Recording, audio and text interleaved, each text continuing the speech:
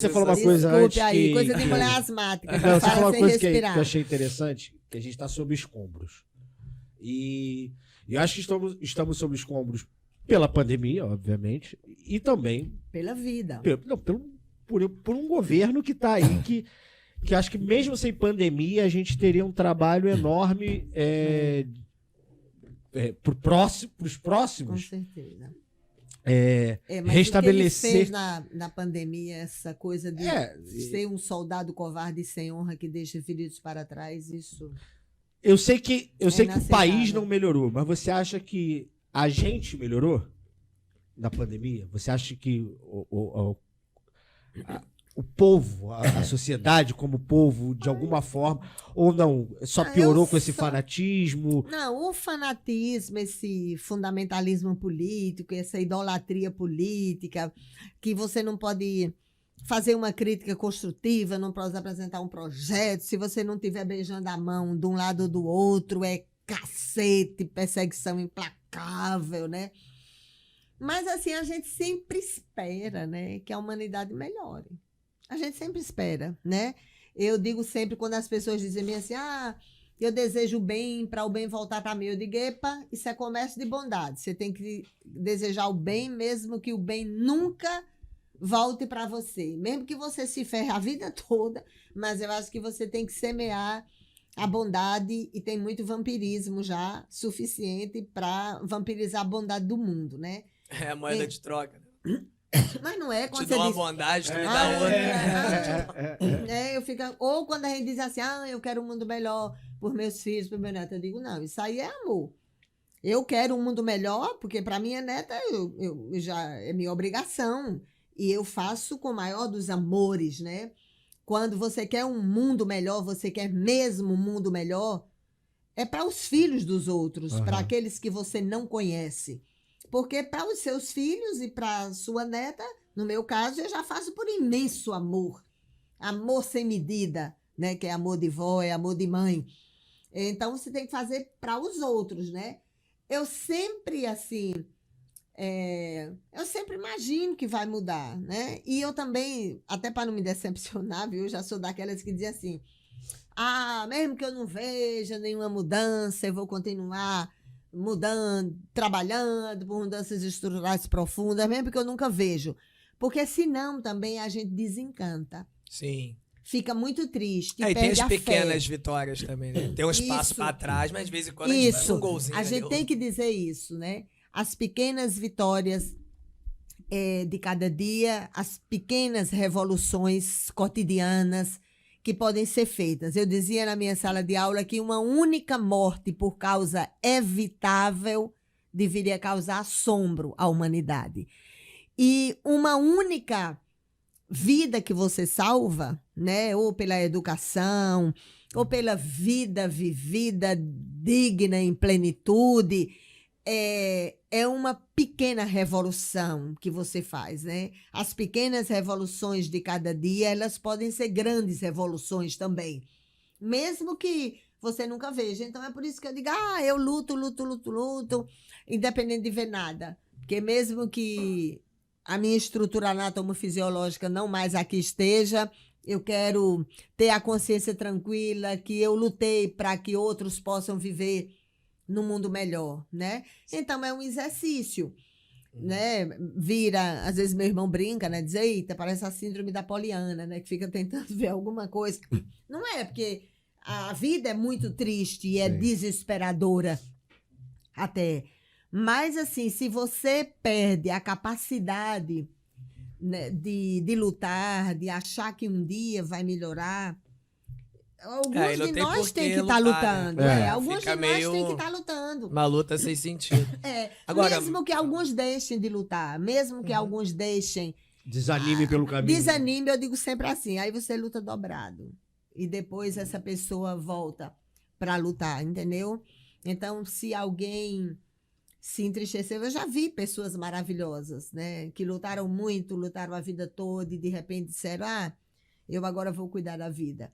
E a gente compreende, eu não fico exigindo, eu acho que cada pessoa sabe qual o fardo que pode carregar, qual o fardo que quer carregar, e o tamanho do fardo, porque às vezes algo que eu vejo como pequeno, é imenso para outra pessoa. E às vezes algo que para mim é imenso e doloroso, para outra pessoa pode ser insignificante, né? Então, é melhor a gente ir lutando e se alguém cansou, a gente respeita, né? Claro. Deixa que a pessoa recobre forças e isso. vai seguindo, né? E você já tá recarregando aí as forças pra, quem sabe, lutar pelo Rio de Janeiro, que aqui o bagulho é doido, né?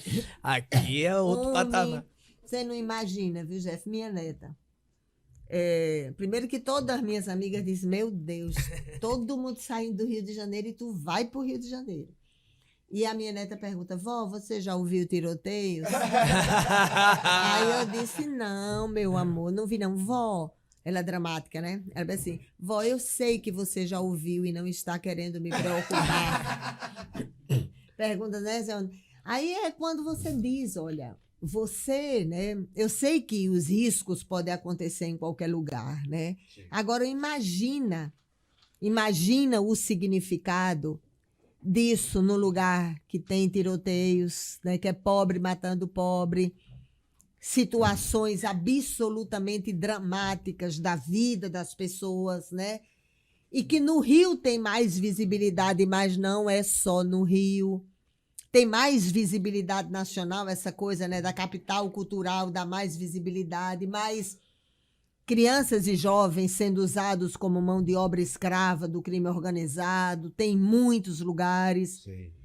imensos lugares, né? Você com uma conhece invisibilidade, isso. e do jeito que você falou, É. e tratado com uma invisibilidade social, coisa que no Totalmente. Rio, mal bem, você tem o holofote todo jogado aqui. Totalmente. E assim, você, a sua história de vida, com a questão da saúde profissional e na política, são muitas frentes, assim, que você atua, né, digamos assim, pelas quais você luta e tal. Aqui no caso do Rio de Janeiro, na nossa localidade, assim, tem algumas fissuras aqui que são muito visíveis, na questão da violência, e a violência aqui crônicas. É tanto tráfico de drogas, quanto milícia, e, enfim, um monte de sigla louca aí. Como você pensa em tratar desses assuntos? Porque eu só falei de violência, ainda tem saúde, educação, não sei, tem um monte de coisa. Eu acompanho já há muitos anos essa questão da violência, especialmente da juventude, porque, por mais dramático que pareça, é o principal problema de saúde pública dos jovens de 15 a 29 anos, agora está reduzindo mais, de 12 a 29, violência letal intencional.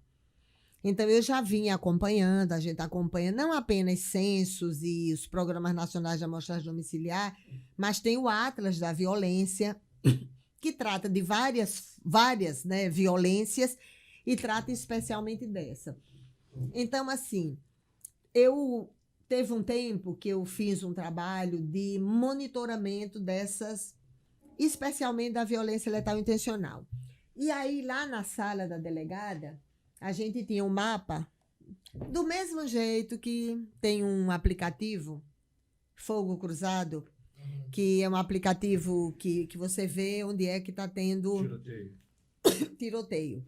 Então, quando a gente olha, cruza os equipamentos sociais disponíveis nessas áreas, e entra tudo, entra desde iluminação pública, uma casa em cima da outra, tudo que dificulta tudo.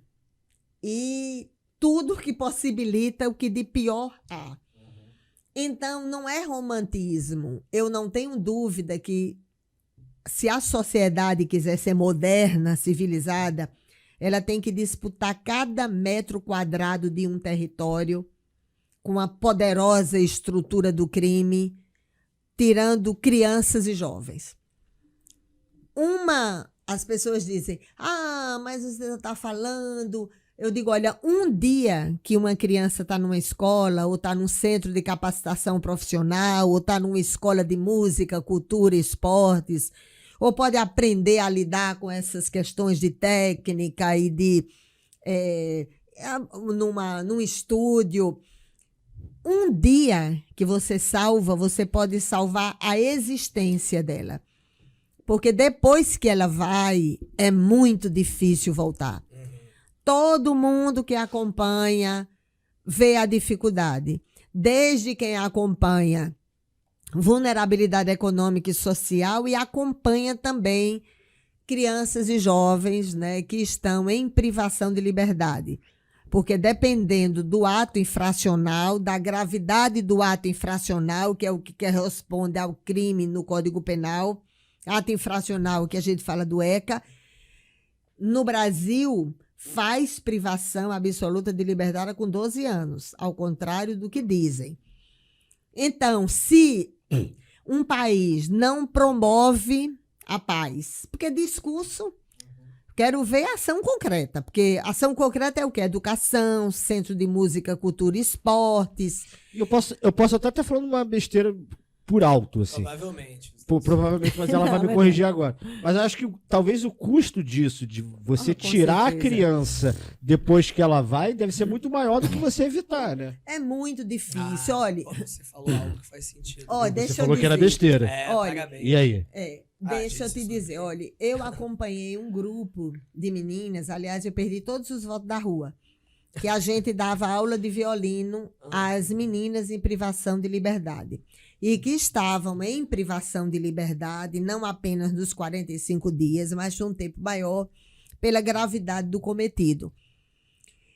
E aí depois, quando elas saem, aula de violino, porque a gente até evitava, preferia músicas clássicas para dar um ritual, né, mais filosófico, mais tranquilizador. Então, era aula de violino, música clássica. Aí ela sai, né? Aí você já vive numa cidade onde as pessoas valem pelo que têm e não pelo que são, né? Então, você mora num lugar de altíssima vulnerabilidade econômica e social e se você não tem nenhuma alternativa, você vai para o que todo mundo não quer ser amado e respeitado. Você pode ser amado e respeitado pelo que você é filosoficamente ou pelo que você traz na mão. Se você traz um fuzil, se você traz o dinheiro, né, você vai acabar sendo amado, respeitado em função daquilo.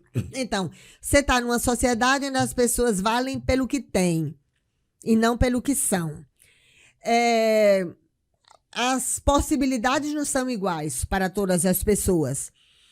Então, né, você tem que disputar cada metro quadrado. Você tem que disputar. Famílias amorosas e bem estruturadas perdem os seus meninos e meninos. Imagina a família que já tem fraturas afetivas, que já foram deixadas as crianças rolando de uma família para outra, né? Pais e mães já distanciados e fraturados também na singeleza das delicadezas humanas.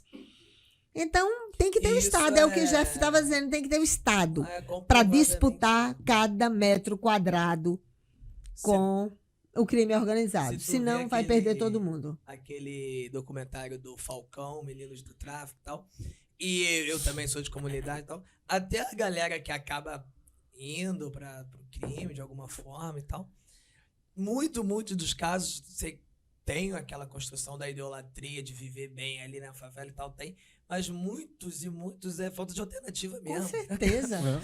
Se eu pudesse, eu tava na padaria, não sei aonde. Com certeza. E depois que vai, você sozinho romper o vínculo, é difícil demais. Olha, aí você nem tem uma sociedade que promove, porque o discurso da paz é lero, não tem a promoção da dignidade humana, né, dos direitos sociais que já estão previstos na legislação.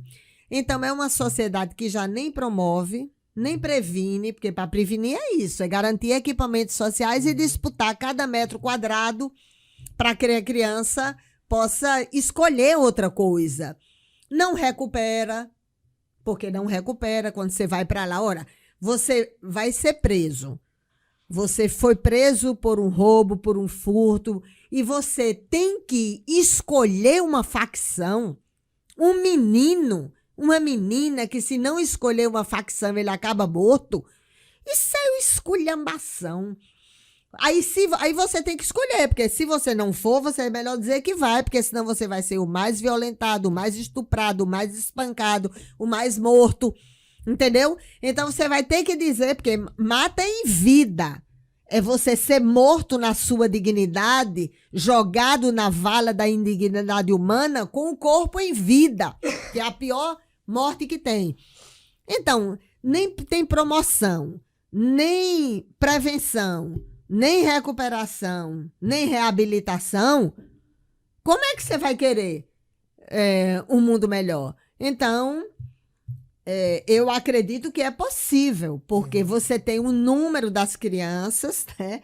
Todas as pesquisas do país é cheio de dados, você sabe até quantos liquidificador tem numa casa, então sabe quantas crianças tem, qual a escolaridade, o que é que pode ser feito, você conhece o mapa, porque até por satélite você conhece o número de casas, né, de habitação, qual é o horário que as crianças circulam, diabos. Na hora do menino ir para a escola, né, não tem inteligência, não, para você não ir fazer uma maldita de uma ação na hora que o menino está indo para a escola. E é o quê? Pobre matando pobre, porque os trabalhadores da segurança pública não são filhos de banqueiros, da elite política e econômica. São filhos de trabalhadores. Então, aí o sistema fica ótimo, né? Porque é pobre matando pobre, não dá políticas sociais, políticas públicas que são necessárias para melhorar a vida do trabalhador da segurança pública, para que ele morra menos e mate menos, com instrumentos de tecnologia, de fiscalização, né? E não tem nada disso e as pessoas acharem normal. Homem, é difícil de suportar.